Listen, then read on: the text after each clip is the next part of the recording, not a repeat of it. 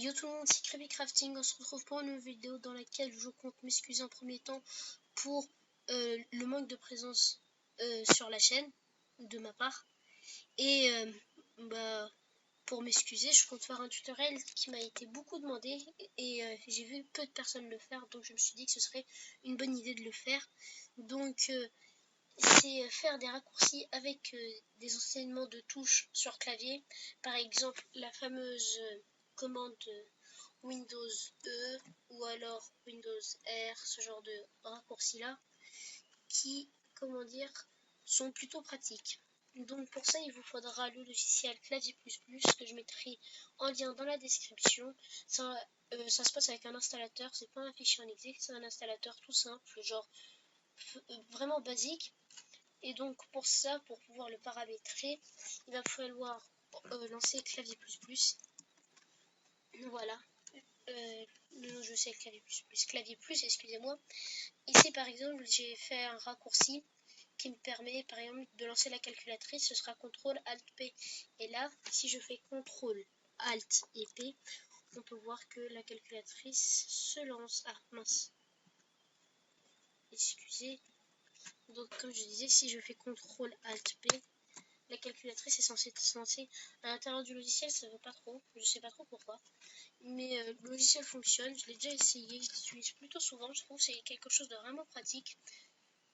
Donc dans les tutoriels, si vous me voyez par exemple des fenêtres qui sortent comme ça, et c'est sûrement que j'utilise Clavier++.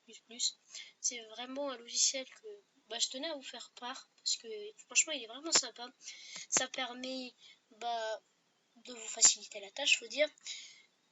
Moi j'ai utilisé que les fonctions lancer un logiciel, mais j'ai vu que par exemple on peut l'utiliser pour lancer des caractères spéciaux, par exemple le headset en allemand, ou alors mettre du texte. Franchement, je me suis pas plus retranché sur ça, mais franchement, moi déjà le peu qu'il y a dans ce logiciel, je trouve ça plutôt impressionnant, je trouve, parce que c'est vraiment quelque chose que je cherche depuis super longtemps et je trouve ça vraiment super sympa.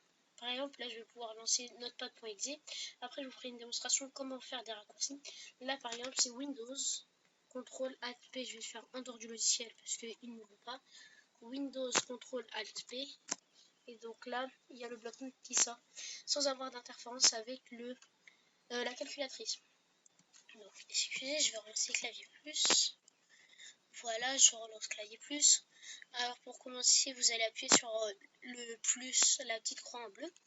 Vous allez faire un programme, et donc là vous pouvez choisir vos programmes qui sont par préférence, vous pouvez tous les trouver. Par exemple, disons que je veux lancer internet, je vais chercher, je descends, Google Chrome, non, c'est pas grave. Par exemple, je vais lancer Word 2016.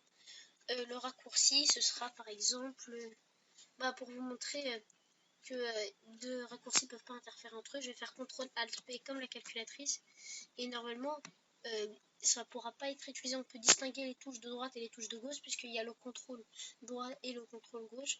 Ça peut être pratique. Donc là, si je lance, normalement il ne doit pas y avoir de problème d'interférence. Je vais sortir du logiciel. Ah, vous voyez, un raccourci est en double, CTRL ALT P. Veuillez modifier ça ou supprimer un des doublons. Donc je vais modifier ça.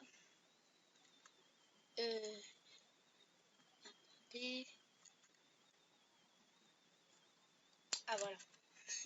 Donc je vais faire Windows CTRL ALT N. On peut faire des longues suites de caractères. Je ne les ai pas tous essayés, mais ça a l'air plutôt pratique. Donc normalement, si je sors Windows non, CTRL Windows Alt M, non, Windows CTRL Alt M. Ah, c'est bon, Windows CTRL Alt M. Donc je pense que ça vous sera, enfin j'espère que ça vous sera utile. On se retrouve pour une nouvelle vidéo. Je tiens à vous faire une petite annonce que je compte me diversifier dans le contenu que je compte proposer. Ici par exemple, je compte lancer un nouveau let's play, peut-être faire du Hearthstone. C'est un jeu auquel j'utilise beaucoup en ce moment et je trouve qu'il est vraiment pas mal. Et donc ça me ferait vraiment plaisir de faire une vidéo avec vous. Peut-être jouer contre des abonnés, si possible. En tout cas, pour le moment, je vous dis peace et